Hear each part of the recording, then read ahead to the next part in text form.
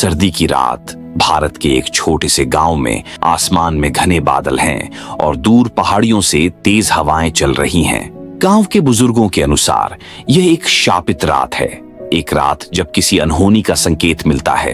गांव के पास एक पुराना किला है जिसकी दीवारें खंडहर में तब्दील हो चुकी हैं, लेकिन इस किले के पास एक रहस्यमयी दीवार खड़ी है जिसे ध्रुव दीवार कहा जाता है। गांव वाले मानते हैं कि यह दीवार एक प्राचीन शक्ति को कैद किए हुए है और उसकी नींव बहुत पुरानी है, पर कुछ अजीब घटित हो रहा है। गांव के कुछ लोग कहते हैं कि दीवार के पास हलचल महसूस हो रही है, जैसे कोई विशाल शक्ति जागृत हो रही हो। एक रात एक शाही घोड़े की आवाज सुनाई देती है और फिर दिन में अचानक दीवार से तेज आवाजें आने लगती हैं, जो किसी अजूबे से भी तेज है। जैसे ही गांव के लोग दीवार के पास पहुंचते हैं, उन्हें एक खौफनाक दृश्य सामने आता है। दीवार के भीतर से कुछ पुरानी रचनाएं बाहर निकलने लगी हैं। यह संकेत है कि एक प्राचीन और घातक शक्ति पुनः जागृत हो चुकी है और अब कुछ बड़ा होने वाला है। एक साहसी योद्धा जो गांव के राजा का बेटा है।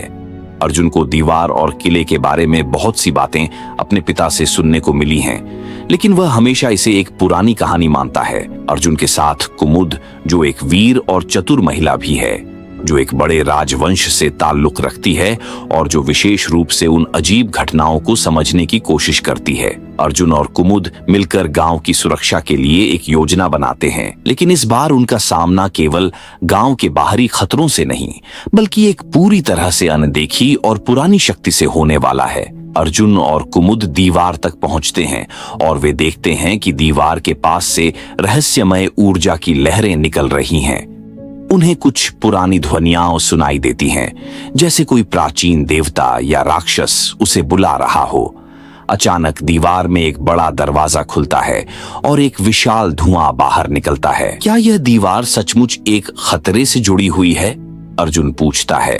कुमुद उसे बताती है कि दीवार दरअसल एक प्राचीन शक्ति को कैद करने के लिए बनाई गई थी, जिसे समय से पहले नहीं तोड़ा जा सकता था। लेकिन अब वह शक्ति जागृत हो रही है और अगर वह पूरी तरह से मुक्त हो जाती है तो वह केवल इस गांव को नहीं, बल्कि संपूर्ण भारत को तबाह कर सकती है। जैसे ही अर्जुन और कुमुद दीवार में प्रवेश करते हैं, उन्हें एक रहस्यमयी प्राणी नायकिनी का सामना होता है।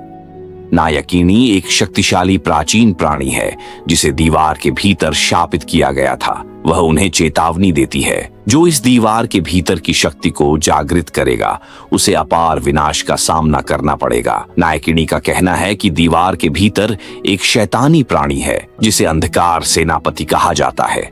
यह प्राणी अपने अंधकारमय दल के साथ पूरी धरती को अपने अधीन करने के लिए पूरी तरह से तैयार है। उसे केवल इस दीवार को तोड़ने की आवश्यकता है। नायकिनी अर्जुन और कुमुद को बताती है कि यह शक्ति पहले से बहुत मजबूत है और यदि इसे रोकने में समय बर्बाद किया गया तो यह प्राणी पूरी तरह से अपनी ताकत को बहाल कर सकता है। वह अर्जुन को एक प्राचीन अस्त्र, शिव अस्त्र के बारे में बताती है, जो इस अंधकार से लड़ने के लिए एकमात्र उपाय हो सकता है।